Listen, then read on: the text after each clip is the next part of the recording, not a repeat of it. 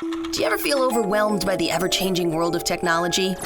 Tech It Out can help make some sense of it all. Breaking down geek speak into street speak, technology columnist, author, and TV personality Mark Saltzman covers consumer technology each week for every listener. Mark tackles the latest news, reviews, and how-tos to help you understand what's hot, what's not, and why. Hey everyone, welcome to Tech It Out, episode 250. Wow, thank you, so kind.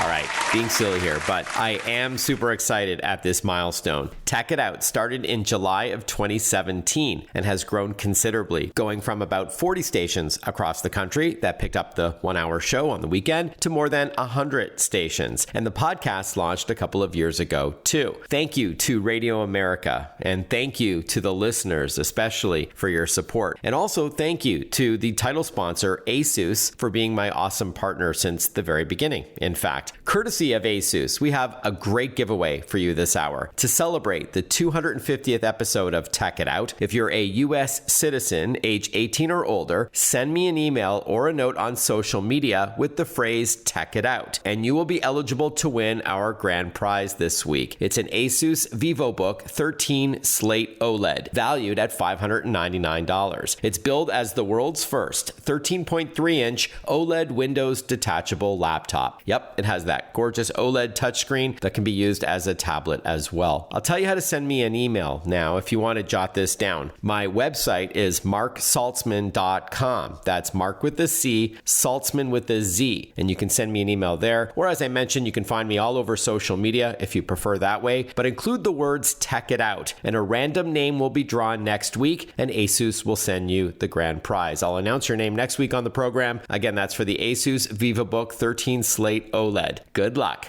All right, on the 250th episode of Tech It Out, we'll talk with the Entertainment Software Rating Board and the Entertainment Software Association about video game age ratings, parental controls, and a lot more. And if you like old-time radio shows, as I do, those wonderful radio plays from yesteryear, I'll chat with the podcast hosts from the Mysterious Old Radio Listening Society, who's preserving these amazing plays with their weekly podcast. And tech expert Carley Knobloch will join us as well this hour to share some summer gadget ideas. All of this and more on an all-new Tech It Out, powered by ASUS. All right, let's kick things off with our first interview. Last week, it was a thrill to have on the show Stanley Pierre-Louis, president of the Entertainment Software Association, or the ESA, the voice of the video game industry, and we're going to continue chatting about impressive and perhaps surprising stats tied to video game players today. We're also joined by Patricia Vance, president of the ESRB, the Entertainment Software Rating Board, where she leads the teams responsible for assigning age and content ratings to video games and apps. Welcome, Pat and Stanley. Hello, Mark. Thanks so much. Thanks, Pat. Yeah, I haven't talked to you since the 2019 E3 in LA in person, so looking forward to seeing you again next year in person. We'll get to that shortly. And Stan, once again, it was great having you on the show last week to talk about the 2022 Essential Facts About the Video Game Industry report. But as a refresher, please remind us what your organization is all about, the ESA. The ESA is the trade association that represents the U.S. video game industry. We serve as the voice and advocate for the industry, particularly on public policy matters. From a public policy perspective, we focus on areas involving technology and intellectual property, since those are the subject areas that make our businesses run. We also own and operate E3, the world's premier event to showcase computer and video games and related products. Thanks, Stan. And Pat, I love the good work that you do with the Entertainment Software Rating Board. Please tell our listeners what the ESRB is all about. Yeah, well, thank you, Mark. And the ESRB was established more than 25 years ago, essentially as a self-regulatory body for the video game industry. And what that means is we have three key missions. One is to assign age and content ratings for video games and apps. The next is to make sure that the industry is responsibly marketing their product and that they comply with extensive marketing guidelines that we have in place. And then the third is we operate a privacy certification program for websites and apps that's an FTC COPPA safe harbor. So those are the three aspects of our work. Great. And as we'll hear about with Stan in a moment, it's not just little kids who play games. It's a common misconception, in fact. But for parents who do have youngins who like to play, and chances are they do, could you please walk us through how the ESRB rating system works exactly, and where moms and dads and other guardians can see this information? Yeah, well, thanks again. And ESRB has three parts to the rating system. It's got rating categories, which will suggest the age appropriateness of a particular game. We have E for everyone, T for teen, M for mature, which are the more recognizable categories and commonly assigned categories. We also have content descriptors, which will indicate the content that may have triggered a specific rating category assignment, and we know would be of interest to parents. So things like violence or sexual content or offensive language, any kind of substances are also called out in those content descriptors. And then thirdly are interactive elements, which is the newest part of the system, but they're very important, equally important to content descriptors and rating categories. And those highlight an interactive feature of a game, things like user interaction or in-game purchases. So we want to make sure that parents have all of the information that they need to make an informed decision. But parents can also find those ratings anywhere that they buy or download a game. So it's on the front or back of the box itself. It's in ads or online before you purchase or download a game. Parents can search for game's rating at esrb.org. And you can also find rating summaries for many of the games that we rate, which provide more detail about the content of a game and the context in which it's presented. And then finally, we have an entire section at esrb.org called Where to Find Ratings. That explains in detail and shows parents where they can find them. Yeah, I love it. So as you said, Pat, in the corner of every video game box, there's the letter E for everyone, or T for teen, M for mature, for example. On the back is a content descriptor with a brief explanation as to why that game received that rating, such as violence or profanity or what have you. So as a parent or guardian, they can decide what they deem as appropriate or inappropriate for their kids. And then the website has specific examples as to why it got it. Like in this game, you can do this and that. So really clear. It's not unlike what I do with Common Sense Media, the kinds of reviews and articles that I write, really for parents to understand why the game received the rating that it did. Now, Stan, as I hinted at with Pat, and based on our conversation last week, I think our listeners are going to be surprised who exactly is playing games today. When it comes to age and gender, can you unpack your latest findings for us? Well, today in the United States, 2 out of every 3 people play video games, which translates to more than 215 million players. What might surprise people is that women represent 48% of those who play video games. Men represent 52%. The average age is 33 years old, and more people over 45 years old play than those under 18. So quite literally, every demographic enjoys playing video games today. Wow, really shattering the stereotype of a quote unquote typical gamer being a young boy, right? If the average age is 33 and it's almost split evenly between male and female players, it is very much a misconception. And Pat, tied to that same 2022 Essential Facts about the video game industry report, I saw the breakdown of how many games are rated E for everyone versus teen and mature and so on. Can you share these findings with us? And were there any surprises? Yeah, well, Mark, there were no surprises for us, but maybe for parents. Year in and year out, E for everyone is our largest category. It's the most commonly assigned rating that we have and always has been. It consistently accounts for around half of our total rating assignments. Now, that doesn't include mobile apps, which are very dominantly E for everyone. But for the console downloadable games and the box physical games, E for everyone's 50% last year. E10 plus, which is everyone 10 plus, was 16% last year. T for teen, 22%, and mature was only 12% of the ratings that we assign, which I think is a surprise to many people, parents in particular. And so what I want to make sure that parents understand, they should be comfortable that every year a large portion of games released are appropriate for the whole family. We are chatting with Pat Vance, president of the ESRB, the Entertainment Software Rating Board, as well as Stanley Pierre-Louis, president of the Entertainment Software Association, or the ESA. We're chatting about the latest 2022 Essential Facts About the Video Game Industry report, including some surprising findings. Now, Pat, for younger gamers, as we've talked about, I think the ESRB rating system does a great job, and concerned parents can also take advantage of parental controls baked into today's consoles and computers. Yeah, parental controls are a very important tool for parents. They're available on virtually all game devices, and they can help parents manage what their kids play based on the ESRB rating information, with whom, when, and for how long, and whether they can purchase new games or in-game content. So parents can visit parentaltools.org to find guides on how to set up those controls on all the major platforms. And many platforms also offer the ability to set and change controls from a companion mobile app. So in some cases, parents can receive real-time notifications when their kids want to play a new game or make a purchase, and then parents right from their phone can approve or deny the request. And then some games also offer an additional layer of in-game parental control. So games like Minecraft or Fortnite have their own controls that can be used in tandem with the device's controls. All right, we'll have a few more minutes with Stanley Pierre-Louis and Pat Vance when we return to continue chatting about video games and parental controls and all that. And then, of course, we're going to catch up with the podcast host from the Mysterious Old Radio Listening Society. Really stoked about that. And I'll remind you again about our huge giveaway courtesy of Asus, a $600 laptop tablet hybrid to commemorate the 250th episode of Tech It Out. So stick with us, a lot more coming right up after this.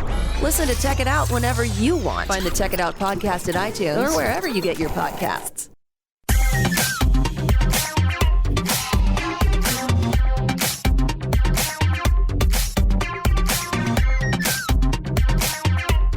Welcome back to Tech It Out. We are chatting with Stanley Pierre-Louis, the president and CEO of the Entertainment Software Association, as well as Pat Vance, president of the Entertainment Software Rating Board. Just a couple of minutes left with them. So, Stan, as for why we play, last week you told me how, quote unquote, heartened you were to see how video game play is tied to joy, the connections it fosters with others, multi-generational play, and more. Can you tell us a bit about that? You know, at a time when mental health awareness is front of mind, players are reporting that video games have a positive impact on their well-being.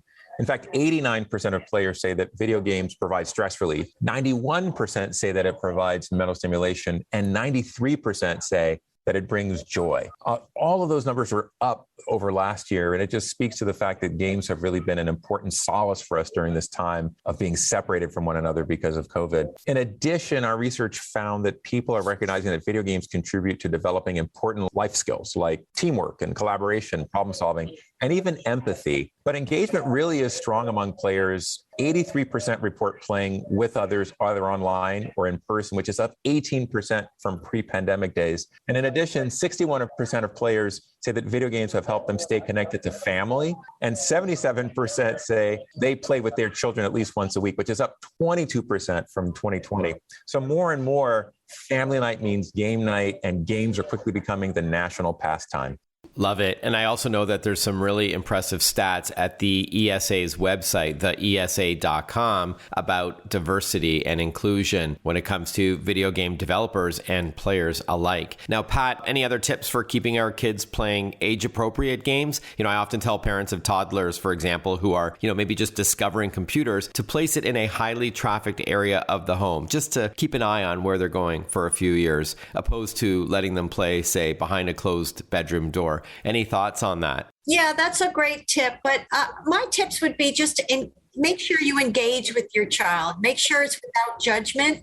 Make video games part of a regular conversation, and make sure that door is open for your child to come talk to you whenever they want about a game, and so make it a positive conversation, not a negative one. Also, parents need to understand and make sure their kids understand that when they're playing online, they can mute, block, and report other players who make them feel uncomfortable. And then finally, I think all parents should play a game with their kids. Pick one, get good at it, make sure that you can actually compete with your kids. And not only is a great way to have fun with your kids, but also to make sure that you're understanding what motivates your child to play, why they have such a good time, why they find it such a compelling experience. That's great advice, Pat. As we wrap up, where can we learn more about the ESRB? Well, ESRB.org or parentaltools.org, where you can search for ratings, Family Gaming Guide, which is a great resource. We have blogs and tips, and you can subscribe to a newsletter. Fantastic. And Stan, for the ESA, it's simply the ESA.com. That's right. That's THEESA.com.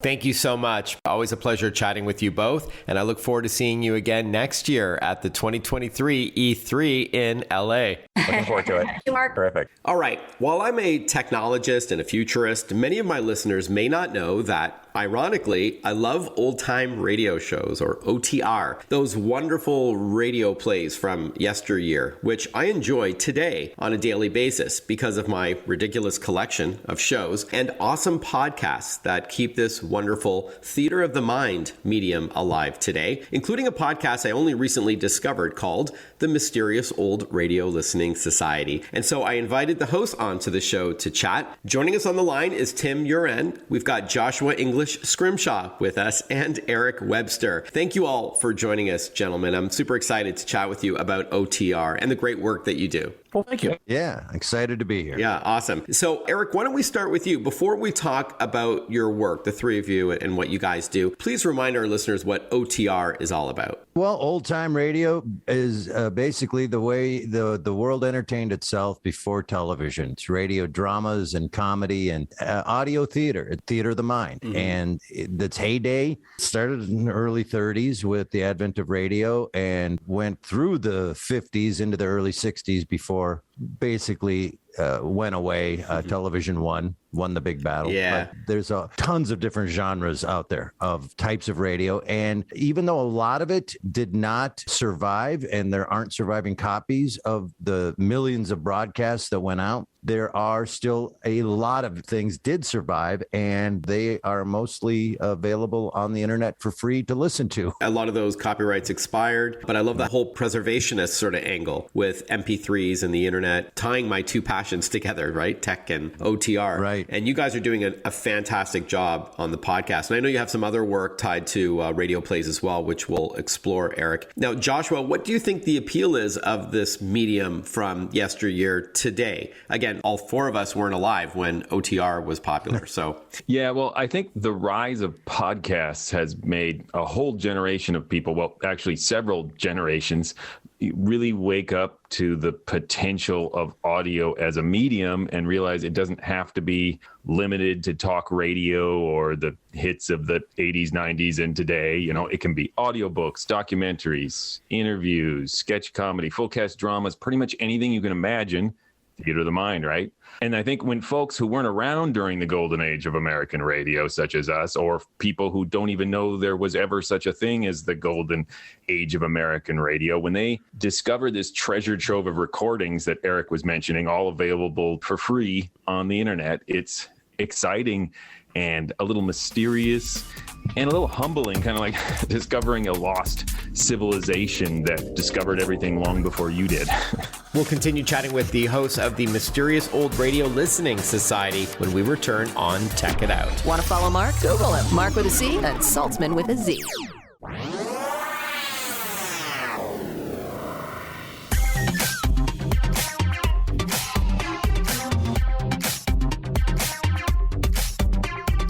Breaking down geek speak into street speak. This is Tech It Out. Tech It Out with technology columnist, author, and TV personality Mark Saltzman. Welcome back to Tech It Out. Before we continue chatting with the hosts of the Mysterious Old Radio Listening Society, Tim Uren, Joshua English Scrimshaw, and Eric Webster, a reminder of this week's huge Tech It Out giveaway to commemorate the 250th episode of the show. Thanks to our title sponsor, Asus, we're giving away an Asus VivoBook 13 Slate OLED, valued at $599. It's the world's first 13.3-inch OLED Windows detachable laptop. To be eligible eligible to win. You have to be a U.S. citizen, age 18 or older. Send me a note from my website or drop me a line on social media with the words "Tech It Out," and a name will be randomly chosen next week. And if it's you, ASUS will send you the prize. My website is marksaltzman.com, MarkSaltzman.com. You can send me a note there, and I'm on social media, Twitter, Instagram, Facebook, LinkedIn, and YouTube. Good luck. All right, let's get back to the mysterious old radio listening society. Now, Joshua, before the break, I was asking you what the appeal is of OTR, or old-time radio, in the 21st century. I think the appeal of it really is that in a broad sense, it is both old and new, historical and fresh at the same time. My friends are confused about is that they think this is an audiobook, like where it's one person narrating. But let's just be clear, this is a play. So you're conjuring up that scene in your mind between the actors and sound effects, and you're conjuring up what that room looks like or what that character or situation is like. So it's ultimately more intimate, I would argue, than being spoon-fed every sense. You know what I mean? Tim, would you agree with that? Oh, yeah. It's a joke I love to tell that for as much work goes into these audio dramas of the Foley, the music, the performing, the writing, all trying to create this in your mind, because you do half the work, essentially, filling in all those details. If you don't like it, it's half your fault. Yeah, I like that. And I'd love to ask each of you, how were you all first introduced to OTR? I know you were saying how it grew to popularity in the 30s and 40s and onward, but there was also Renaissance, let's say, like in the 70s, the CBS Radio Mystery Theater. In the 80s, a lot of the BBC stuff done, and in Canada, Nightfall and all that. Tim, we'll start with you. How were you first introduced to this? It's funny, the three of us kind of have different roads in and through different media. Mine was, several years ago, I started a theater company called Ghoulish Delights, which was, we're going to focus on staging horror and suspense and things like that. And so I wanted to just self-consciously, I'm going to learn about the history of horror. Mm-hmm. And so I knew, like, there was an era where if you wanted to be scared, you listened to the radio. Yep. And so I just sat down with a bunch of podcasts and listened to episode after episode after episode. And then when we put this podcast together, I had to go back and relearn what the context of those episodes were. I know I just listened to them, I enjoyed them, but I've now been educating myself as to what the different eras mean, who these actors are from show to show, and the bigger picture. What about you, Joshua? Well, you mentioned the nostalgia and return to radio in the 70s and 80s, and I was a child then, so I used to listen as a kid on Sunday nights, a radio station that replayed episodes of The Shadow and The Green Hornet, and I actually remember begging my parents for a Shadow cassette tape that was an impulse purchase at the grocery store, of all things. So that told you how strangely popular it was in that day. And then Star Wars had an NPR radio drama in the early 80s as well. So as a kid, I just thought, oh, radio is a real thing that exists.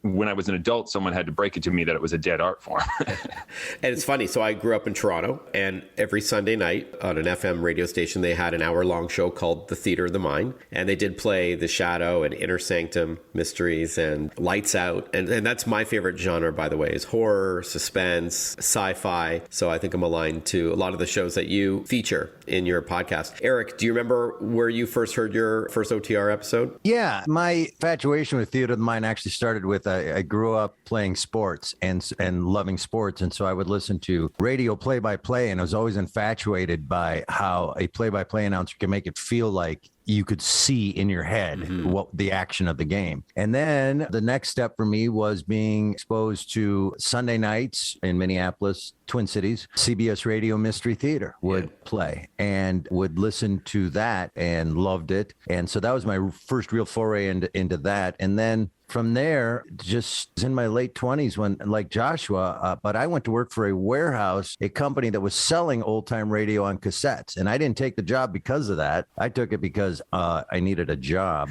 And so I got free cassettes of this stuff. And that's where I started listening, starting with the Lone Ranger and the Shadow and Green Hornet, and then just working my way through all of these piles of free cassettes that I had. Yeah.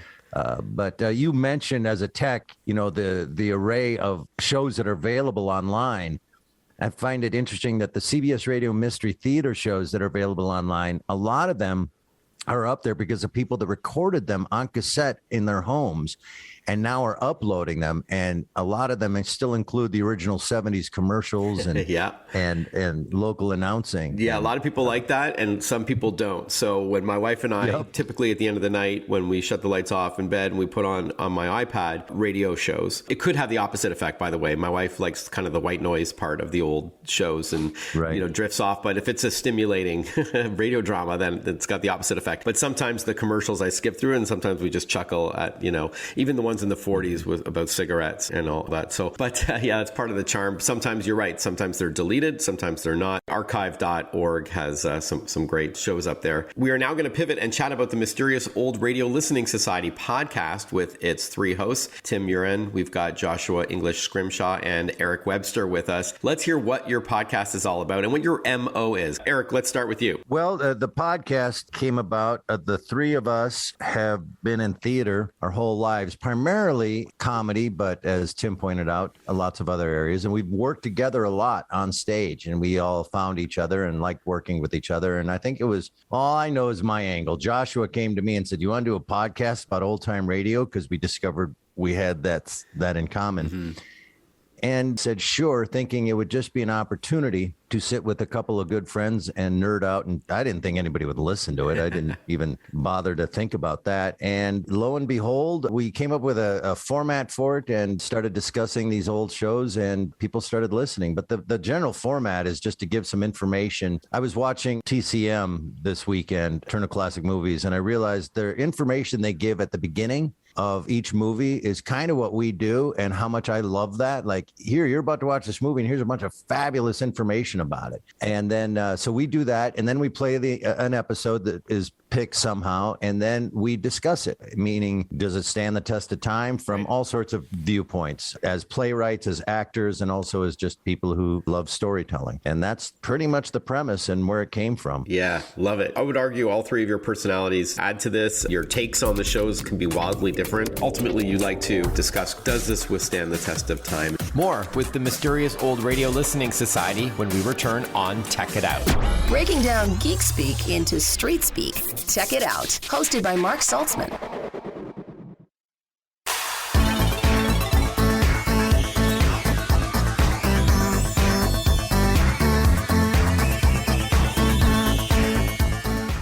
Welcome back, everyone. You're listening to Tech It Out. We're chatting with Tim, Joshua, and Eric from the Mysterious Old Radio Listening Society, a podcast that keeps those wonderful radio plays from yesteryear alive today. I'm a big fan. And Tim, it's weekly, right? And you're up to what, over 265 episodes? Yes. Amazing. We were pretty excited to find out that we could do a weekly structure. Given this is not our full-time jobs, unfortunately. So, well, we're going to chat about Patreon later and how you monetize this. Maybe we can bump that up a bit. Thank you. I would love this to be daily, but that's probably the last thing you guys want. But this is awesome. And I'm going to put you all on the spot, okay? If you're trying to convince one of your friends why they should listen to old-time radio shows, what one episode would you introduce them to? So for me, I'll just tell you, anything from Ray Bradbury, like Mars is Heaven, 0 Hour, To the Future, or maybe something like Sorry, Wrong Number, or On a Country Road from Suspense. That's what I would play to someone who rolled their eyes when I said how much I love OTR. Eric, what about you? What's that one episode where you know you're going to win over a skeptical friend? Well, that's a hard question. You mentioned On a Country Road from Suspense. So good. It's so good. I would start with Suspense or Escape. I think that just production-wise, performance-wise, writing-wise, storytelling-wise, you're going to find more success than failure in any of those. I think you're a fan of Three Skeleton Key, right? Yes.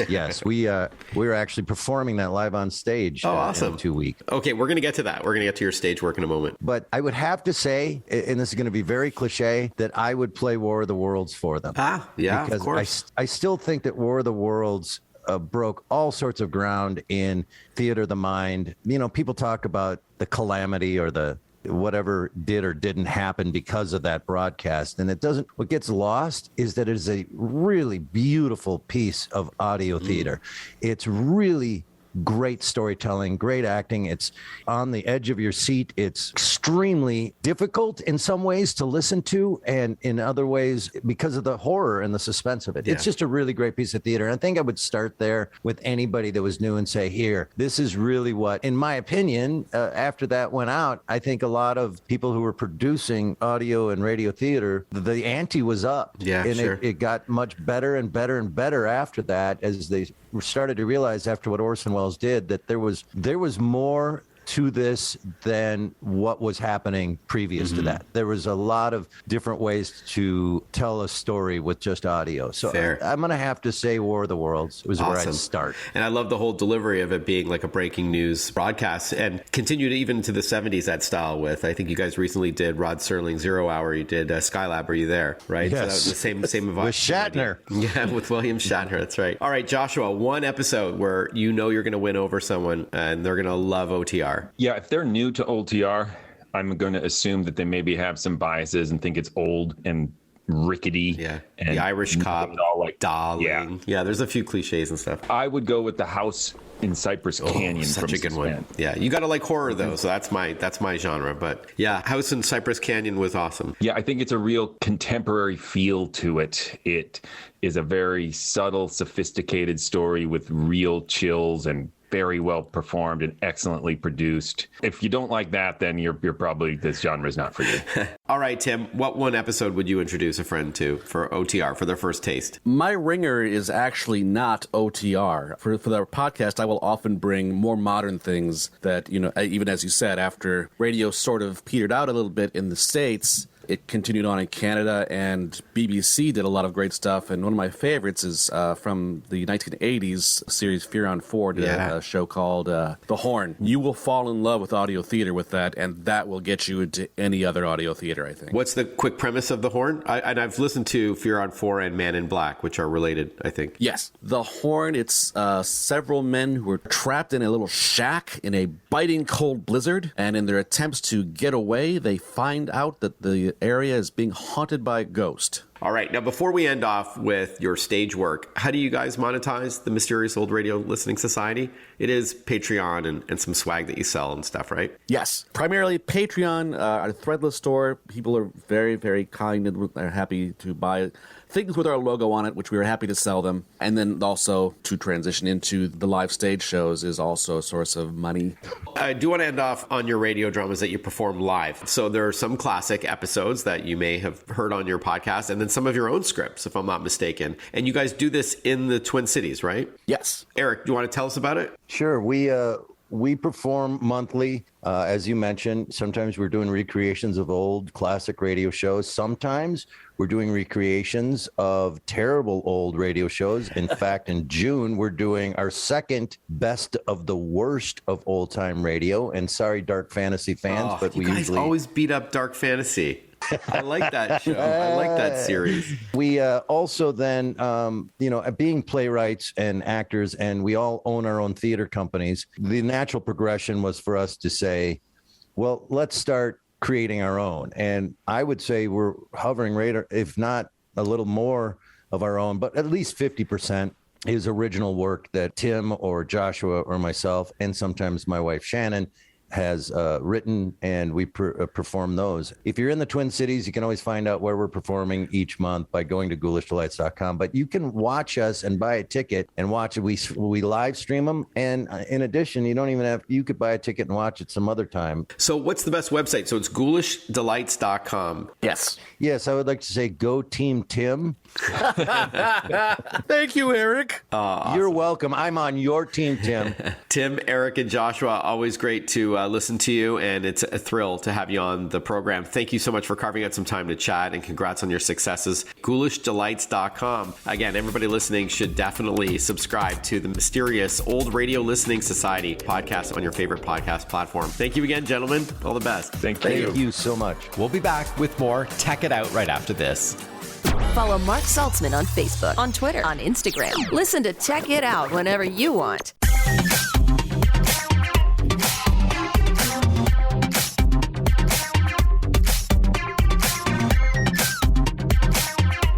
before we chat with Carley Knobloch about summer gadget ideas, we cover cybersecurity a lot on this program and how you can best protect yourself in the digital age. And one part of the solution is securely shopping online. And so I'm thrilled about my partnership with Visa on Tech It Out, as they've made some significant investments in fraud prevention over the past few years. $9 billion of an investment, by the way, to support Visa's brand promise, that's billion with a B, to protect the financial information of both individuals and businesses. Zero liability means peace of mind when you shop online using your Visa card. There can be no half measures when it comes to cybersecurity. Read more about Visa and how securing the world's payments is priority one at visa.com/security. I think we can all agree we rely on technology a lot these days. So technology lifestyle expert Carley Knobloch is here with us once again to chat about products to help complement our connected lives this summer. Hi, Carley. How you doing?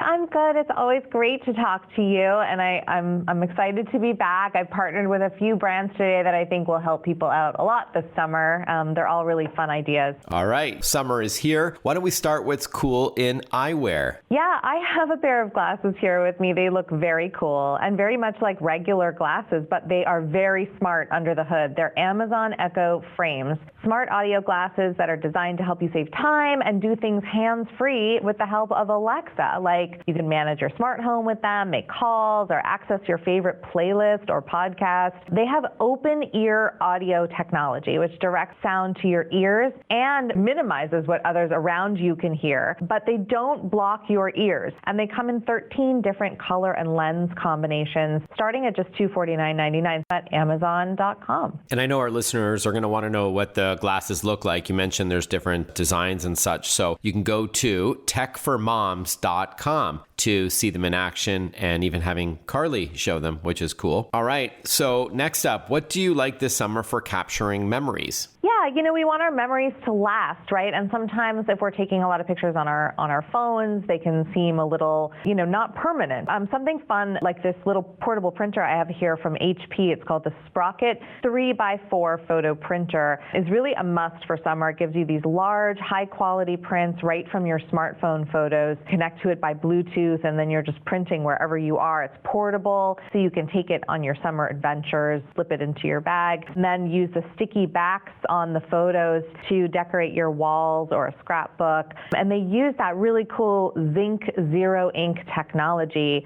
This great technology basically where you don't ever need to add toner. Everything that the pictures need to develop is right inside the paper for the photos. Yeah, I think it's called thermal imaging, which is really cool. Exactly. Yeah. No ink, no toner needed. They're smudge proof, they're waterproof. And again, they have like little sticky backs that you can use to sort of like quickly just to slap them on a wall or anywhere you like. Yeah, a locker in your school, around a bedroom mirror, the kitchen fridge. And it's funny, the kids may be super high tech these days, but they love stuff like this where it's, paper and old school. And I think, parents like it as well, of course. Sure. It makes it tangible. And I think, a lot of us in this digital world crave a little bit of that tangibility. All right, that's $129 at Amazon. And speaking of memories, what about saving memories like, say, digital files? Yeah, you want a storage drive that can really handle your mobile life and protect all of those memories and be kind of rugged and keep up with you while you're on the go this summer. So I've got the SanDisk Extreme Portable SSD V2 here. Cute little drive, like the size of a credit card with a little hole in it that you can put like a carabiner in. And they start at 500 gigabytes of storage for $104.99, but they go all the way up to 4 terabytes in the same body shape. And so you really have all the space that you need to store everything while you're shooting, video or photos on the go. And you can find that at sandisk.com. Awesome. Huge fan of that brand. And as you said, a solid state drive is much faster and smaller and lighter than a hard drive. It's more durable or rugged, because it doesn't have any moving parts like a spinning platter. And it's better on the battery of a laptop as well when it's connected to it because it doesn't have any moving parts. All right, Carley, as we wrap up, we are chatting with Carley Knobloch, tech lifestyle expert. Where can we go for more information? Yeah, so you can go to techformoms.com to see all of these products and get more information. Thanks for your time, Carley. Great to chat with you as always. Have a great rest of your summer. Always good to talk to you, Mark. Thanks. One last plug for this contest from Asus, a VivoBook 13 slate OLED giveaway valued at $599 to celebrate the 250th episode of Tech It Out. Send me an email or shoot me a note on social media with the phrase Tech It Out. If you prefer email, my website is marksaltzman.com. That's Mark with a C, Saltzman with a Z, and we're going to randomly choose a name next week. If you're over 18 and a U.S. resident, then you will win this sleek laptop, this Windows-powered laptop from Asus, the title sponsor on Tech It Out. Thank you for your support, everyone. It's been a fun 250 episodes, and I look forward to the next 250 as well. Good luck with the contest. We'll chat with you next weekend for another episode of Tech It Out. Bye-bye for now.